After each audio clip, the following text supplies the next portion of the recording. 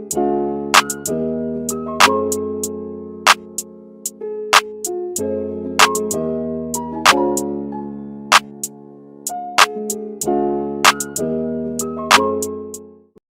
what's up, everybody? And welcome to Vibes, Community, and Conversation, where we are building communities one vibe at a time. one vibe at a time, baby. I'm your host, Mike, aka the Cool Guy, and I'm here with my co-host, The jazzy one. The Jazzy One is what they call her.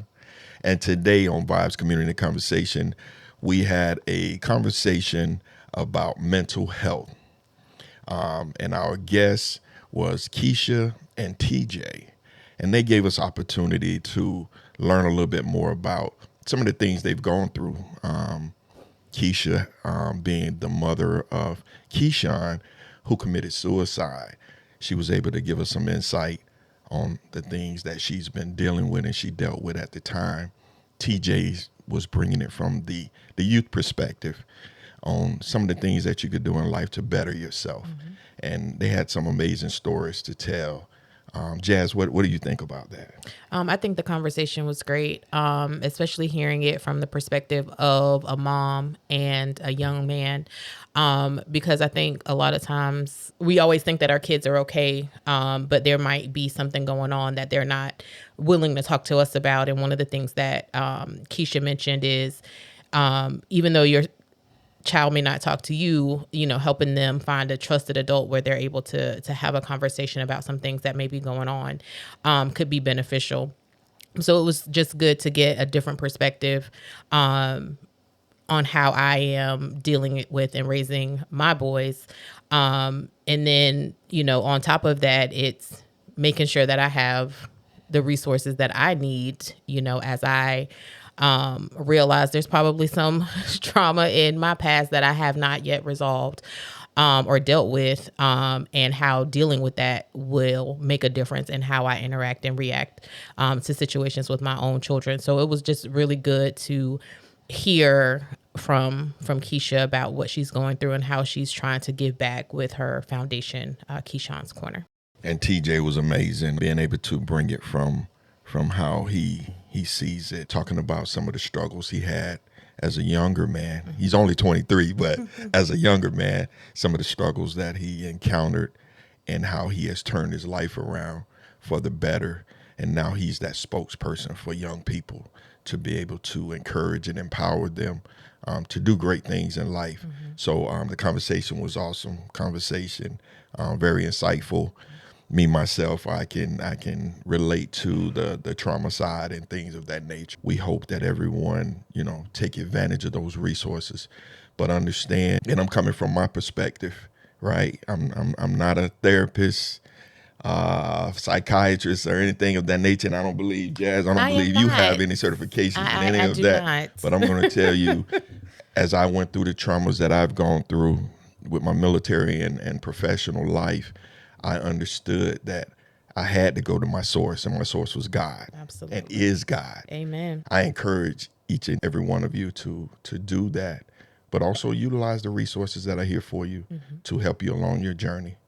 So, hey, here we are, episode 4, Vibes, Community, and Conversation.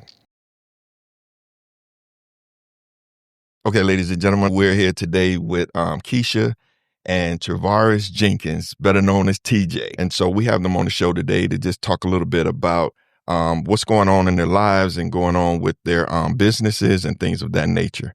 So we're going to go ahead and start off with Kesha, who is the founder of Keyshawn's Korner. Tell me a little bit about Keyshawn's Korner.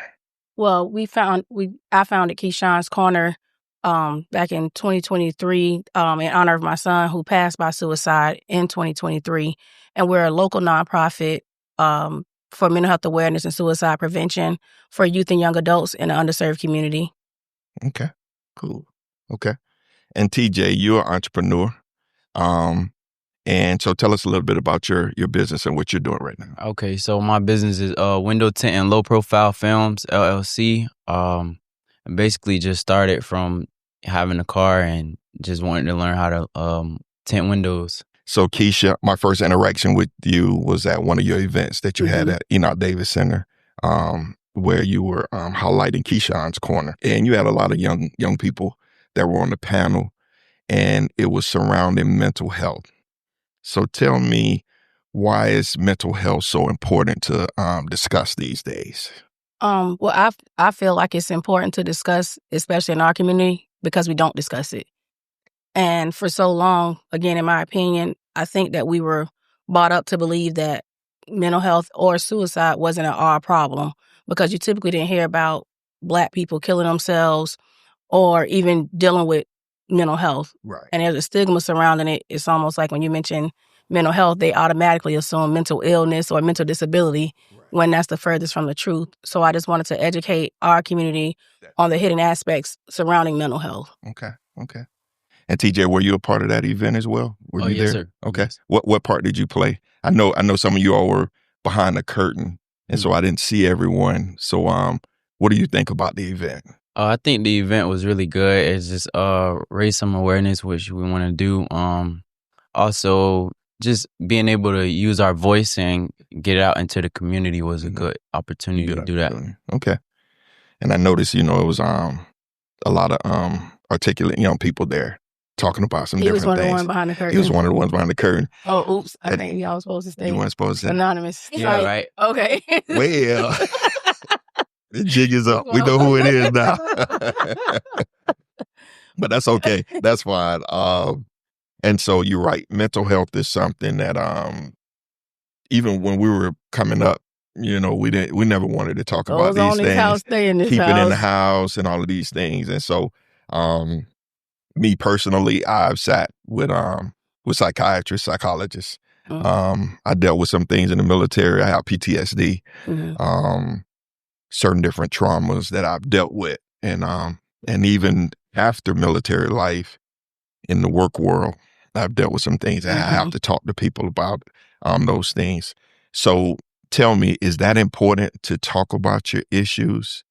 How do you see that? I would say it's very important, whether it's talking about it or just getting it out on paper, journaling, or having that friend or somebody that you can go to just to get it out, because leaving it in, it can cause more damage than it does with anything. Definitely. I think it's important to talk about it. Be selective with who you talk to, because, listening to air can be a running mouth and it can take your bad moment and make it a bad month, a bad year. Right. But I definitely feel, because how you perceiving something couldn't be the way that it was presented, Right. And sometimes you have to speak to someone else who wasn't in the situation to make you feel how you feel, to see it from a different perspective. Because a lot of stuff sometimes just be misunderstandings, and then sometimes we take a permanent solutions for a temporary problem. Right. So I feel like if you have a conversation with someone who's non-biased, who don't really know you or the situation, they make you look at it from a different perspective. Right. But if you hold everything in, it's almost like, you the judge and jury. Like, this is the problem, this is what I'm going to do about it, So I definitely feel like it's important to talk to somebody about it, but you also have to, it's even more important to understand who you're talking to about it. Right.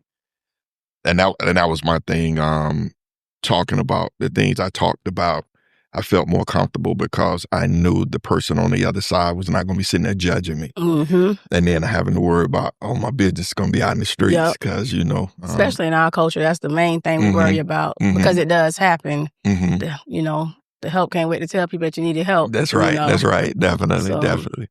Jazz, you ever deal with anything? I have. So I have a 17-year-old who I was able to bring to the event. And it was eye-opening for both of us. I think for me as a parent, I want my kid to come to me with everything. And I might not be as open as they need me to be in a particular situation. And so, as you're saying, have a trusted person that you can talk to. Like, it doesn't have to be me. And I think that's something that I had to learn, because it's like, no, you need to tell me what's going on. And that could be causing, more damage than good. So making sure that he knows that I understand that he might not want to talk to me about everything. But just hearing the young people, like, out of their mouths talk about some of the struggles, it's like, dang, as a parent, you don't want to believe that you're maybe adding into some of the concerns and problems that they're having. So I think from that point of view, that was a great piece for me from that, because I know it was like mostly for the kids, but being able to hear as a parent, okay, maybe I need to make some adjustments in how I'm interacting with my son, to make sure that he knows if he can't come to me, that he needs to find somebody to talk to. Because for me, it was when I was having a problem, it's like, you better pray about it. And yes, we do need to pray about it, but it was like, why you need to go talk to somebody, like you need, like we're saying earlier, you need to keep this in the house. But I think it was interacting with, people in the church that were mental health providers as well. Like, the Lord has allowed us to be able to help in this way, so take advantage of it. So I think for me, it was really good to hear, and my son enjoyed it as well. Because, we've had some issues, but there's a lot of barriers to getting help. Sometimes it's the cost, sometimes there's no availability. So I think it's really great what you're doing to try to get out the word. I do want to know, like, what made you decide on a nonprofit? Because, it's easy to just go around and just talk to other people, but you took it a step further in establishing a foundation. Like, what made you want to take that next step to get awareness? Okay. First, I want to address something you said. You said, it was for the youth. It was given an opportunity to speak, but it was for us, because we pretty much forced them to listen to us all the time, because I've been 15, I've been 20, you ain't been 40, you know what I mean? So that's why it was titled Youth Speak, We Listen. I put us in an uncomfortable situation, because like you said, sometimes I don't want to hear that I'm the problem, because I'm a mom, I know better, you know what I mean? So the event was set up to do exactly what it did, help us, kind of see what we can make adjustments when we communicating, with our kids. What made me do a nonprofit is, after my son passed, I got like so many calls and stuff from his peers, my peers, people older than me, just coming to me and being honest. Like, man, I was there. I thought about it. And again, they felt comfortable coming to me, because what can I say? My son did it. So now I'm a no judging zone.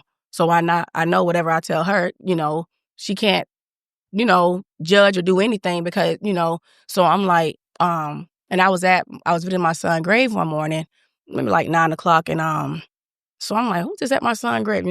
That's still my baby. I'm like, who's this out here? So it was a friend of his. And at that time, I think he was maybe 20. So I'm like, why you ain't at work? What's going on? So, he's lighter skinned. So his face was red. And, he was like, I was just having a bad day at work. And normally he'll be the one I talk to, and he'll talk me off the ledge. But he said, if anybody else would have did it, it would have been sad. But if anybody could have gotten our attention, it was him. He said, I put a gun in my head and I was to pull the trigger. He said, I probably can't cuss on it, but he said, I was too scared to pull the trigger. And I'm like, dude, you're 20. What's the problem? And I'm like, and he said, I know you know this, but your son really loves you. And he said, he would always say, well, I got to do something. My mom going to do this. He's like, it's always his mom. And he said, I'm just not really happy with my job. I said, bro, you're going to have 20 more jobs before you be happy with your job. I'm 41. I'm not happy, So he said, if I quit, my family, it's a cultural difference. He's not Black. So he's like, they'll feel like I'm being a bomb. They'll feel like this. And I understood the culture, because we Black, you better be strong. You better be proud. So that race, is somewhat the same. So in that moment, I'm like a kid thinking about killing himself strictly because this life right now is hard. You went from being in high school, hanging out with your friends, to boom, you got to pay bills. Where I'm going to live with no buffer in between. So I wanted to kind of be that bridge where it was a wall built.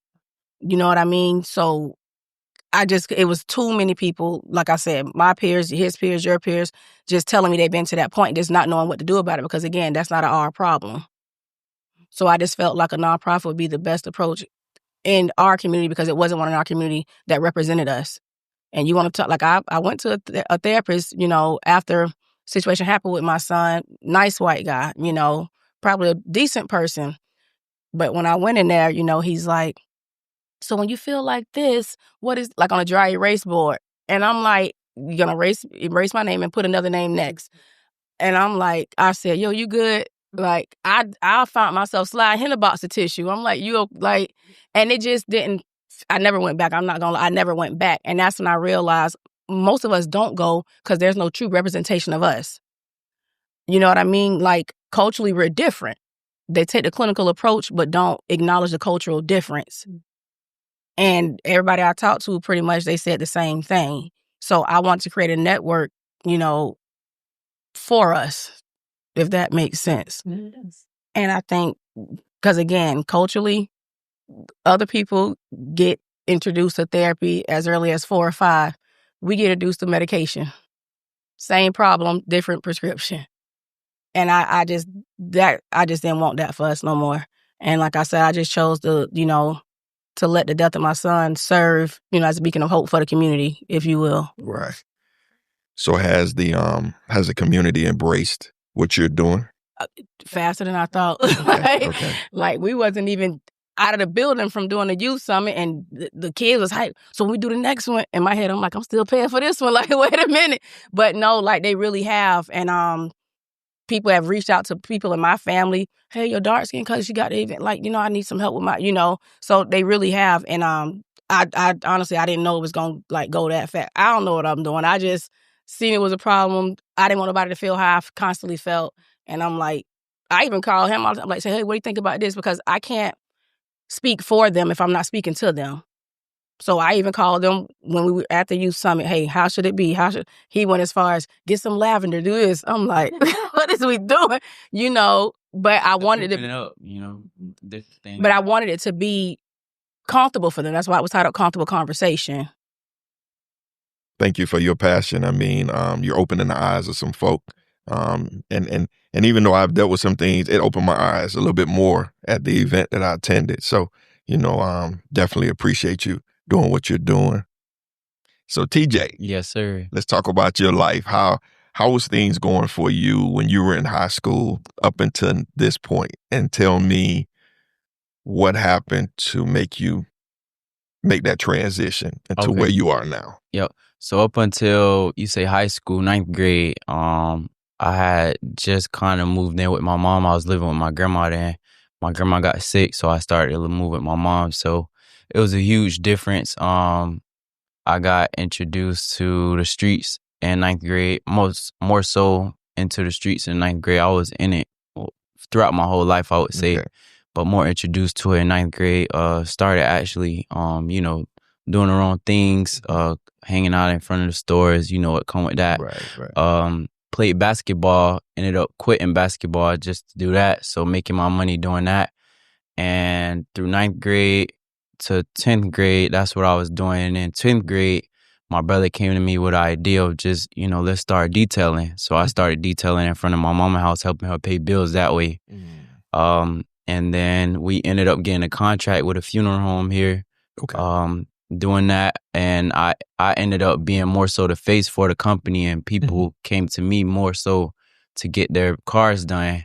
Right. And ended up in 10th grade to 11th grade doing that, and then 11th grade back into the streets. Okay. So I found a location, talked to a few guys, got a location to do detailing, but also still do my thing in the streets. Right. And then 12th grade, I actually met my girl. Well, I didn't meet her. We actually started taking it more serious because I knew her through 9th grade. Since 9th grade, we had those late night conversations. So she kind of helped me heal throughout the process as well. Okay. So after 12th grade, I just started, in 12th grade, I just started just observing, being more observant. It's like, this don't make sense. People I knew since I was in kindergarten still doing the same thing. Like old guys, they the OGs in the streets, and they still doing the same thing that I knew them from when I was in kindergarten. It just didn't make sense. Right. And it was a lot of used to be stories. Oh, I used to do this, I used to do that, and I ain't want that story. I don't want to be no used to be. So just making that transition. Then she said she was going to college, went to Tallahassee, and I was like, really? Okay. I'm sitting down, really? You going to Tallahassee? What school you going to? TCC. Right. Okay, I'm putting in my application. Put in my application, graduated high school, paid for everything with my own money from out the street. So graduation, all them expenses was paid by me. And it was just a huge disconnect from me in the street. So I made that transition, moved to Tallahassee, and that's where everything shifted. Okay. And you feel better about yourself now, right? I got it. You can have you have a testimony, you have a story to tell. Yes, sir. That will inspire so many other young folk who are caught up.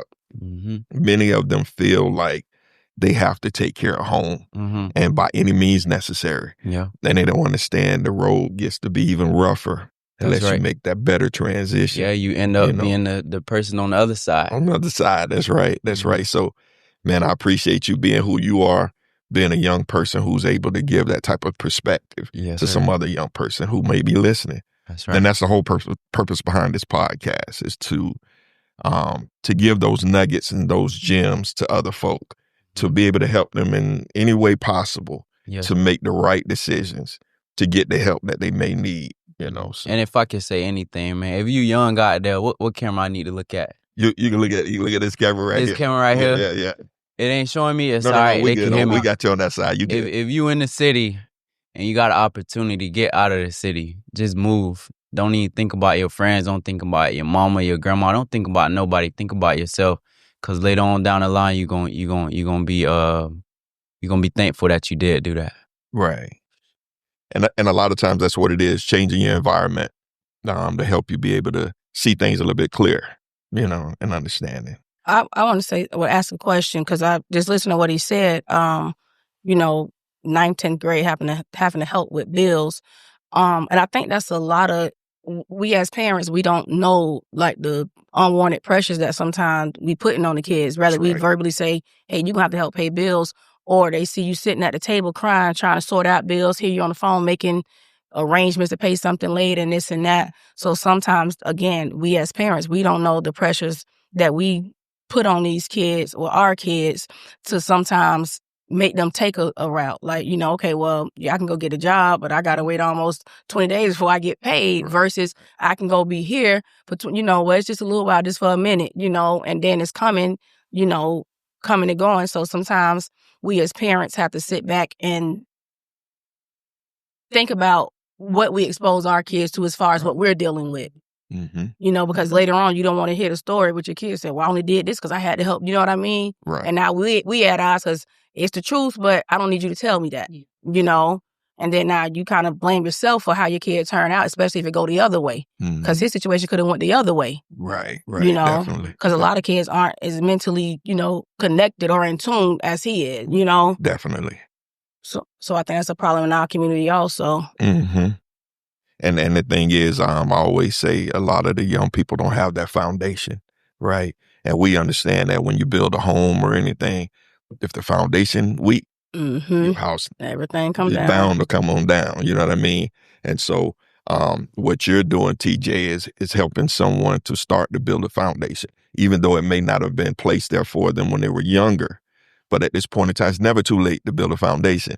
And then we have this generational thing, right? We need to move past the stigma and show people that you all are intelligent. Y'all not little lazy young people, I ain't gonna use some other terms, but y'all not none of them that they want to put. It's a shift that's going on. So we so we not lazy. We just caught on to the fact that we don't want to be at no job for 30 years and retire, because grandma ain't even retired really. She got a little Social Security check, but she still got to ask for money at the end of the day. Right. We don't want to do that. People greeting you at Walmart. This lady should be home with her kids. And I think sometimes just even me thinking back with my son, because of course, I don't blame myself for what happened with him, but you do question some stuff. Like, because as a parent, you like, okay, because for so long, it was beat into our head. I don't know how old you are, but I'm sure your head, you got to go to college, this and that. Right. Every black kid, what you want to be? I want to be a football player, doctor, lawyer. We definitely need all those things.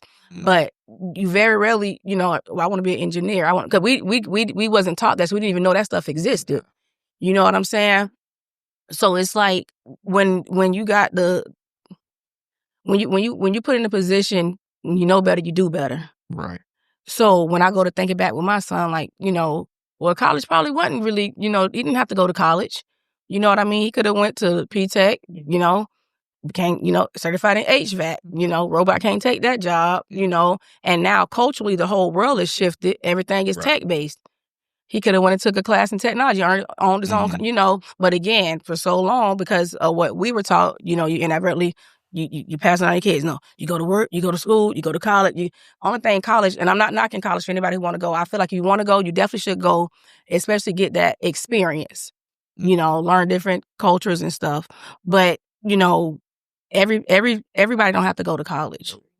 You know what I'm saying? And there's nothing wrong with, you know what, hey, this is what I'm going to do on this end. Because everybody I know who's up, they didn't go to college. Some of them made transitions from other things and doing greater things. Mm-hmm. But nonetheless, they still are successful in their own right. And I think, again, it's been beating our head that you have to do it this way, Right. you know, without even understanding that you got kids now younger, 10 years old, sitting in front of a microphone, Yeah. you know, Making money. playing with toys or reviewing toys. Your kids ain't playing with their toys. They watching other kids play with toys. Yeah. Yeah. You know what I mean? Right. That kid ain't got to do nothing else, you know. And I think that we have to kind of sometimes get out of our own way of what we knew to be the right way and just change with the times almost. Mm-hmm. Agreed. That's right. Because it's still, because I know I'm the same age as you. Mm-hmm. So for me, I didn't think about anything other than going to college. It's, no, that's what you're going to do. But if I had to do it over, I probably would have went to nursing school 2 years and I, you know, could have gone back to school later than that. But then even as my oldest, it was like, you going to college, like that's what you have to do. But now it's, okay, what do you want to do? Yep, and if it's not college, that's perfectly fine. But you're going to do something. And that's a conversation I have with my You're going son. to do Like, something. okay, what, you know, because, you know, college going to guarantee one thing, that you're going to owe somebody a whole lot of money at some point. That's you know, that just, I don't care if people pay for it. At some point, you're going to owe somebody a whole bunch of money. And most people that I know that went to college, they're not even working in the field that they, you know, got their degree, you know. And again, not saying nothing is wrong with college, but it's like a lot of these kids, what I'm saying is that, you know, my mama would do this. Well, what do you want to do? Well, I don't know. They don't even know what they want to do because they've been trained to, this is what you're going to do. You know what I'm saying? So like I said, even after my son death, quite natural, I'm home by myself. So I'm sitting there thinking like, well, you know, maybe it could have been this or maybe it could have been that. So I just don't want anybody else or any other kid to feel like, you know, because I don't know what I want to do, that this, you know, this has to be my out. You know, okay, just take your time. Okay, yeah, you have to get a job because you have to, you know, take care of yourself. But in the meantime with that, you know, figure out what it is you want to do. I read something that said if you go work for somebody else for 8 hours and you come home and go to sleep, you're not tired, you're uninspired. Mm. You know, and that stuck with me. Because it's like, if I can go to your job and sit and work for you to help you continue your dream, because that was your dream, not mine. You paying me to forget about my dream and to help you, you know, reach yours. So if I can work for you for 8 hours and not come home for an hour and rather be jot down something for my own business or something that I like and try to figure it out. And that's really, you know, what I want these sessions with the youth and the young adults to be about, figuring out who you are. Because you can't determine what type of employee you're going to be, what type of brother, husband, sister, if you don't even know what type of man you are. Right. You know, and that's a lot of, like you went back, goes back to what you're saying, it's like lacking guidance and stuff because you have grown males teaching young boys how to be men when they don't even understand what it is themselves. Mm-hmm. That's right. That's right. It was someone said it, and I think it was in the last podcast. We have the knowledge, but lack the wisdom. Mm-hmm. So you can have everything you need, but you don't have the wisdom to put that into effect the way it's supposed to be. It's like having the ingredients, but don't have the recipe. You have everything, but you don't know what go where, what you gonna do with it. You know? Right. That's right. So, TJ, are you still in the area here in St. Pete, or you live in a different area now? I actually live in Orlando right now. Orlando. Yes, sir. Okay. And you're running your business Running there? my business there, but it's mobile, so I come to the city to do tent as well. Okay. I'm everywhere, honestly. You need to be everywhere. Yep. That's all right. That's a good thing. Definitely a great thing. What advice do you have, if any, for someone who's interested in getting their own business, doing their own thing? Just do it. Okay. Don't even think about it. Just do it. If you got the money to do it, just do it. Or give that one person that you think believe in you, or even reach out to different people, because that's how I started. I took a class in Tallahassee, and people helped me. People helped me just reaching out, asking for $20, $10, like, help me. You know, I'm looking to do this. This is what I want to do. It's a class. It's $500. Can you help me? And that's how it started. So if you got ideas, just run for it. I shared, I think it was a book with you. It says 1 hour a day, and it goes back to what you were talking about. Take that hour to dedicate to yourself. No one else. Let everything else go out the window, whatever. Focus on yourself. because you can start to build whatever it is that you want to build. Whatever it is you're doing, you're going to do better if you're happy doing it versus you're being forced to do it. Absolutely. So yeah. Okay. All right.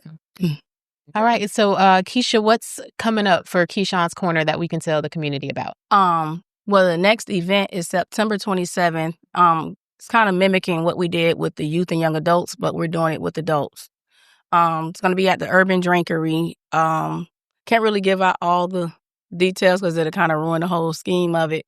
But I know it's going to be a great event for the community where we can sit down and connect. And like, again, it goes back to we can't want other people to understand us if we don't understand us. You know, as Black men and Black women, you know, your day ain't harder than mine. My day it's like we want to out hard, you know what I mean? You know, them to out pity each other. Yeah, you know, well, my day was, you know. So I think that, again, we can't make them understand us if we don't know who we are individually and then together. So that's kind of what that event is surrounded around, you know, based upon that in the community connect. That's what it's called, actually.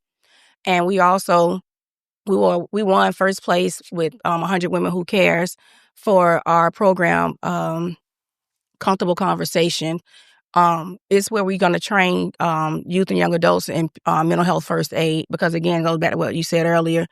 You know, your kid talk to you, but it's more stuff that they're not going to talk to you about. They're going to go to their friends. So, but the blind leading the blind. So at this point, they're going to reach out to a youth or a peer, and they're going to be reaching out to someone who's been trained in mental health first aid. And it's not to take the place of actual therapists, but it's kind of walking a man from the corner to the couch. Meet them where they at instead of bringing them where we feel like they should be at. And they'll feel comfortable talking to someone who looks like them, who can understand them. We did a lot of stuff. It wasn't televised. They living in that era. So as parents, we feel like, what you stressed about? What you ain't got, you know, we had to worry about maybe minutes for your cell phone, Jordans. If one person in your clique had a car, you piled up in it, $5 fill up your tank. Now with them, if you don't got on the latest Gucci, if you don't, you know, and a lot of that comes from them, but more so it comes from the parents trying to live vicariously what they see on the internet. We worry about the music raising them. I'm worrying about the reality TV raising these adults, you know. So I want, again, when they reach out to someone, they're reaching out to someone who looks like them, who can understand them. You know, I know what it's like, you know, to be going through stuff at 20, but not when, you know, you make one mistake and they press that button, it's there forever. And So TJ, for some of us that are a little bit more seasoned, what should we do better to communicate with the younger generation? I would say just have that conversation. Like she was saying, what's your name? I'm sorry. Ms. Jazz was saying, just getting to know, not saying, oh, this is what you gonna do, is asking just what do you want to do? What do you see yourself? How do you see yourself? Do you know who you are? Just asking those type of questions to get to know whoever that teen is, that young adult, whoever it is, you know? This was a great conversation, great information shared. This podcast is to highlight folk who they're the unsung heroes, right? You know, you'll see the same folk a lot of times on the news and wherever, but there are folk who are out here doing some work, some folk who have gone through some challenges and persevered. We want to highlight that type of stuff. So if you have anyone else who you feel has something going on that other people normally wouldn't hear about, let us know. We'll get them on the show, and we want to highlight them. It's all about empowering people. Yes, definitely. Appreciate you all coming, and we'll see you soon.